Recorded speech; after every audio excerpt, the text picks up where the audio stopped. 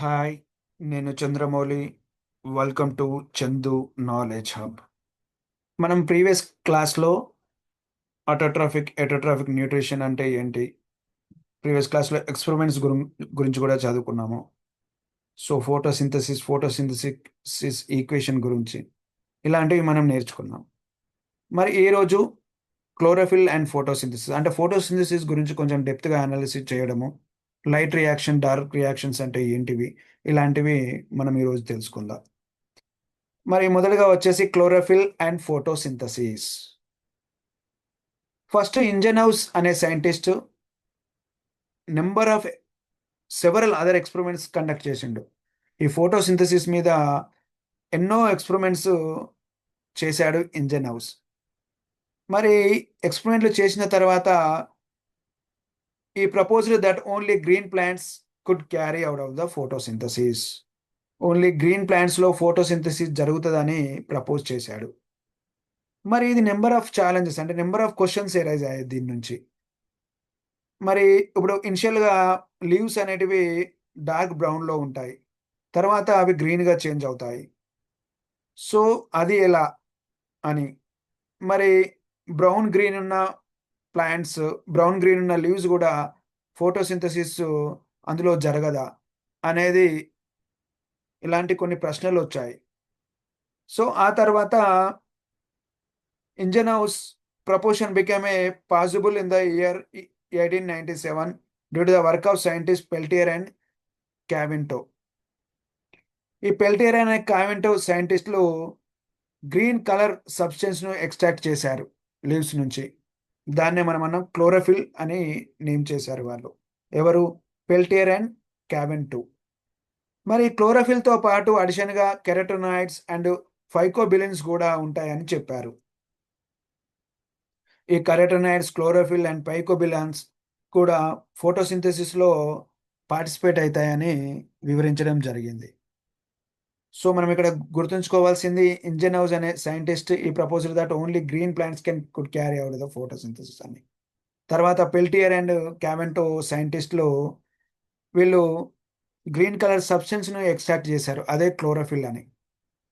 So ఈ క్లోరోఫిల్తో పాటు అడిషన్గా carotenoids and ఫైకోబిలాన్స్ కూడా ఫోటోసింథసిస్కు హెల్ప్ చేస్తాయని చెప్పడం జరిగింది. సో మరి నెక్స్ట్ టాపిక్ వచ్చేసి, where does photosynthesis take place. So Pelletier and Caventou chlorophyll, green pigment called chlorophyll ఉన్నదని చెప్పారు, కానీ ఎగ్జాక్ట్ లొకేషన్ ఆఫ్ ఫోటోసింథసిస్, ఆ క్లోరోఫిల్ ఎక్కడ ఉన్నదని చెప్పలేకపోయారు. తర్వాత 6 decades అంటే 60 years తర్వాత జూలియస్ వాన్ సాచ్ అనే సైంటిస్ట్ క్లోరోఫిల్ క్లోరోప్లాస్ట్లో ఉన్నదని కనుగొన్నాడు. సో ఇక్కడ చూడండి, Julius von Sachs observed that chlorophyll is found in the organelles within the cell. Such organelles called chloroplast.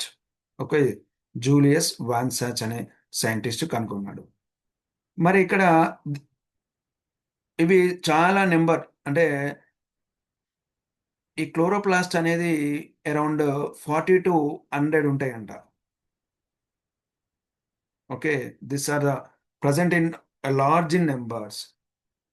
ఎక్కడెక్కడ ఉంటాయని, ముఖ్యంగా stomatal guard cells and ground tissue of green parts of the plant. Okay, ఒకసారి diagram చూద్దాం. ఈ chloroplast ఎక్కువ ఎక్కువ ఎక్కడ ఉంటుందండి? స్టొమాటా. ఈ స్టొమాటా గార్డ్ సెల్స్లో ఉంటుంది అంటున్నాడు. ఇంకోటి వచ్చేసి గ్రౌండ్ టిష్యూ. గ్రౌండ్ టిష్యూ అంటే ఏంటండి? ఈ లోవర్ ఎపిడెర్మిస్, అప్పర్ ఎపిడెర్మిస్, ఈ రెండిటి మధ్యలో ఈ వాస్కులర్ బండిల్స్ను ఎక్స్క్లూడ్ చేస్తే అదే ground tissue. For take example as palisade parenchyma, spongy parenchyma, ఇది గ్రౌండ్ టిష్యూ అంటాము. ఈ గ్రౌండ్ టిష్యూలో కూడా క్లోరోప్లాస్ట్ ఎక్కువగా ఉంటుందని చెప్తున్నాడు.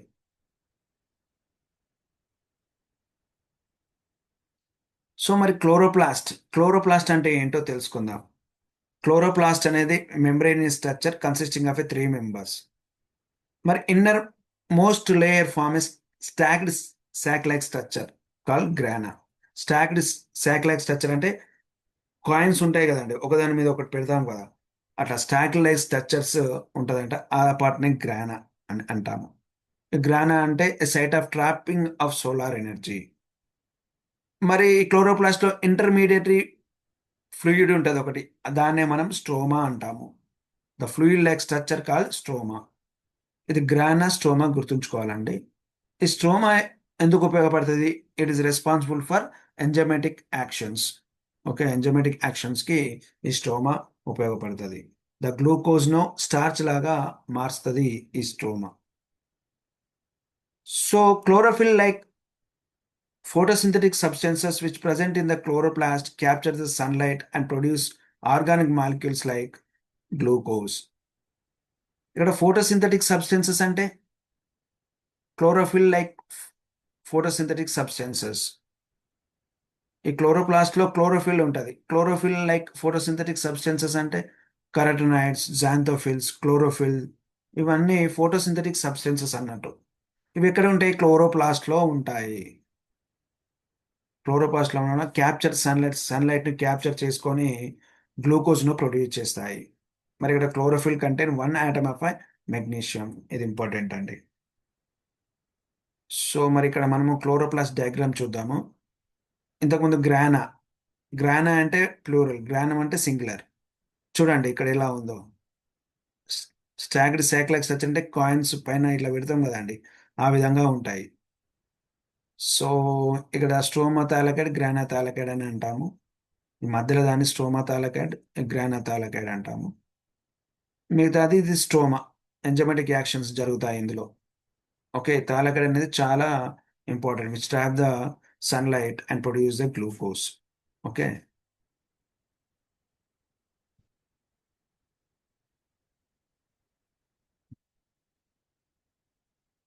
ఇక్కడ మనం చదివాము chlorophyll like photosynthetic substances which present in the chloroplast capture sunlight and produce organic molecules like A glucose. Chlorophyll contain 1 atom of oxygen. Okay, మరి ఇక్కడ around 250 to 400 pigment molecules are grouped as a light harvesting complex or photosynthetic unit in each thalakide. In each thalakide లో 250 to 400 pigments molecule ఉంటాయంట. ఇక్కడ pigment molecules అంటే same xanthophylls, carotenoids, chlorophylls. ఇవి grouped, ఒక group లాగా form అయితే దాన్నే మనం అంటాము light harvesting complex or photosynthetic unit. Okay, light harvesting complex or photosynthetic unit అంటాను. అది ఎందులో ఉంటుందంటే థైలాకార్డ్ లో ఉంటుంది. In each thylakoid such innumerable units together in a chloroplast. Okay, ఇది క్లోరోప్లాస్ట్ లో ఉంటుంది. థైలాకార్డ్ అనేది క్లోరోప్లాస్ట్ లోనే ఉంటుంది కదండి. So chloroplast of green plants in the process of photosynthesis. Photosynthesis process లో ఇది ఉపయోగపడుతున్నది. Okay, which help in the process of photosynthesis. ఏంటండి, 250 400 మాలిక్యూల్స్ ఆర్ గ్రూప్డ్. ఓకే, దీన్నే మనం light harvesting complex or photosynthetic units అన్నాము. ఇది థైలాకార్డ్లో ఉండి ఇవి గ్రూప్గా ఫామ్ అవుతాయి ప్లాస్ట్లో. అవి ప్రాసెస్ ఆఫ్ ఫోటోసింథసిస్ ప్రాసెస్లో ఉపయోగపడతాయి అని చెప్తున్నాడు. మరి during photosynthesis several events occurs. Okay, several events occurs. ఇప్పుడు ఇంటర్మీడియట్లో అయితే చాలా ప్రాసెస్ ఉంటుందండి. ఇప్పుడు లైట్ రియాక్షన్, డార్క్ రియాక్షన్ కానీ, ఫోటోసింథటిక్ ఈవెంట్స్ కానీ కొంచెం అవుట్లైన్గా ఇవ్వడం జరిగింది. సో మనము ఇంటర్మీడియట్కి వెళ్ళిన మనకి ఇది కొంచెం డెప్త్గా ఉంటుంది. సో మరి ఇక్కడ చూద్దాం మనము. During photosynthesis several events occurs in the photosynthesis. Some of them are. Okay, first వచ్చేసి ఫోటోసింథసిస్లో ఈవెంట్స్ ఏం జరుగుతాయి అని చెప్తున్నాడు ఇక్కడ. ఫస్ట్ వచ్చేసి conversion of light energy into chemical energy. Second వచ్చేసి స్ప్లిట్టింగ్ ఆఫ్ వాటర్ మాలిక్యూల్స్ నే ఫోటోలైసిస్ ఆఫ్ వాటర్ అంటాము. మూడోది వచ్చేసి reduction of carbon dioxide to carbohydrates. Next topic వచ్చేసి మెకానిజం ఆఫ్ ఫోటోసింథసిస్ గురించి చూద్దాము. ఈ మెకానిజం ఆఫ్ ఫోటోసింథసిస్ లో లైట్ డిపెండెంట్ రియాక్షన్ అండ్ రెండోది వచ్చేసి లైట్ ఇండిపెండెంట్ రియాక్షన్. మరి లైట్ ఇండిపెండెంట్ రియాక్షన్ ను డార్క్ రియాక్షన్ అని కూడా అంటాము. మొదటగా మనము లైట్ డిపెండెంట్ రియాక్షన్ గురించి తెలుసుకుందాం. మరి లైట్ డిపెండెంట్ రియాక్షన్ అంటే ఈ లైట్ రియాక్షన్ ఎక్కడ అకర్ అవుతుందని ఇంపార్టెంట్.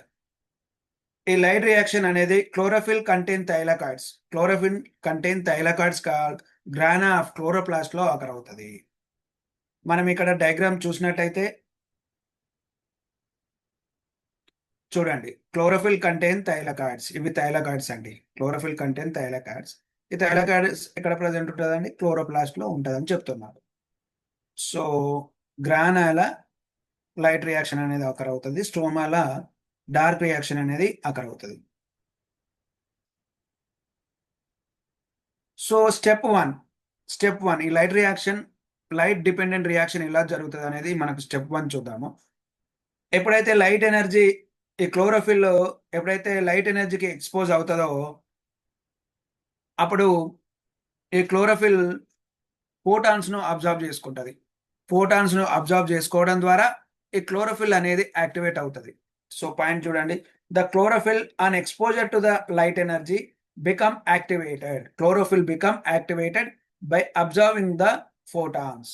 ఓకే, ఫోటాన్స్ అబ్జర్వ్ చేసుకోవడం ద్వారా క్లోరోఫిల్ అనేది యాక్టివేట్ అవుతుంది. ఎప్పుడైతే ఎనర్జీ ద్వారా యాక్టివేట్ అవుతుందో ఈ వాటర్ మాలిక్యూల్స్ స్ప్లిట్ అవుతాయి. వాటర్ మాలిక్యూల్ స్ప్లిట్ కావడం వల్ల ఆక్సిజన్ అనేది రిలీజ్ అవుతుంది. H2O, వాటర్ కెమికల్ నేమ్ ఏంటంటే H2O కాబట్టి ఇందులో నుంచి ఆక్సిజన్ అనేది లిబరేట్ అవుతుంది. సో దీన్ని మనము this was discovered by Robert hill అనే సైంటిస్ట్ డిస్కవర్ చేసింది కాబట్టి మనము దీన్నే ఈ రియాక్షన్ ఏమంటామండి? ఇల్స్ రియాక్షన్ అని అంటాము. మరి సెకండ్ స్టెప్ వచ్చేసి hydrogen produced in the photolysis law H2O కదండి, ఆక్సిజన్ ప్లస్ H+ అయాన్స్ కూడా రిలీజ్ అవుతాయి. H+ అయాన్స్ అంటే హైడ్రోజన్. ఈ హైడ్రోజన్ ఇమీడియట్ గా స్పెషల్ కాంపౌండ్ గా NADP తో రియాక్ట్ అవుతుంది. ఈ NADP తో రియాక్ట్ కావడం వల్ల NADPH గా ఫామ్ అవుతుంది. So hydrogen produced in the photolysis is immediately picked by the special compound NADP.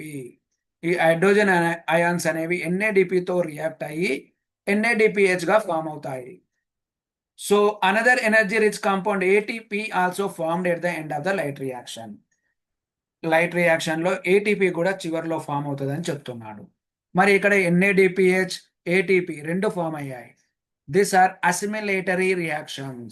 These are intermediary compound between the light reaction and dark reaction. ఈ point చాలా important అండి. 2 marks అడగవచ్చు, లేకపోతే fill in the blanks లో కూడా అడగవచ్చు. ATP, NADPH are intermediary compounds between the light reaction and dark reaction. These are also called assimilatory functions. Okay, ఈ point అనేది చాలా గుర్తుంచుకోవాలండి. లైట్ ఇండిపెండెంట్ రియాక్షన్ గురించి చదువుదాము. ఈ లైట్ ఇండిపెండెంట్ రియాక్షన్ కూడా మనం డార్క్ రియాక్షన్ అని అంటాము. మరి ఇది డార్క్ రియాక్షన్ అంటే ఇది డార్క్ లా అకర్ అవుతుందని కాదు. Okay, this reaction does not depend on the light మీద డిపెండ్ కాదు. అలా అనేది డార్క్ లా అకర్ అవుతుంది, నైట్ అకర్ అవుతుందని అది వాస్తవం కాదండి. Okay, but the term dark reaction does not mean that it occurs when it is dark at night. Okay, it means it does not depend upon the light. Okay, it does not depend upon the light.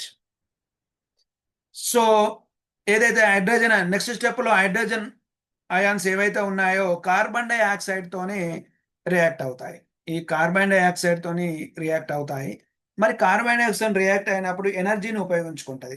మనకు light reaction లో NADPH and ATP form అయింది. ఇక్కడ ఏటీపీని ఎనర్జీగా ఉపయోగించుకొని glucose గా form అవుతుంది.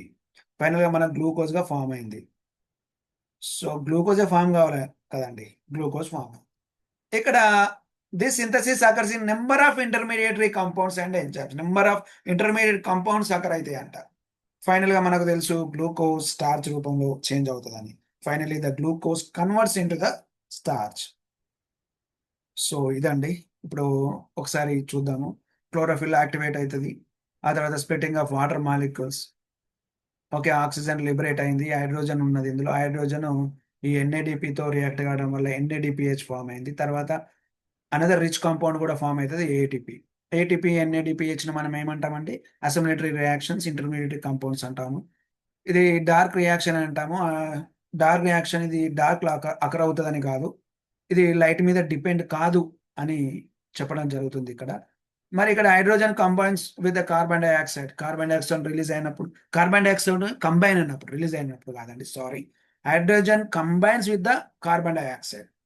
ఎప్పుడైతే hydrogen combines with the carbon dioxide by utilising ATP ఎనర్జీని ఉపయోగించుకొని గ్లూకోజ్‌గా ఫార్మ్ అవుతది. ఈ గ్లూకోజ్ ఫైనల్‌గా స్టార్చ్ రూపంలో చేంజ్ అవుతదని మనకు తెలుసు. సో, ఈ టాపిక్‌తోని మనకు ఈ చాప్టర్ న్యూట్రిషన్ అనేది ఫస్ట్ చాప్టర్ కంప్లీట్ అయిందండి. సో, ఈ వీడియో మీకు నచ్చినట్టయితే లైక్, షేర్, సబ్స్క్రైబ్ చేయండి. థాంక్ యూ అండి. All the best.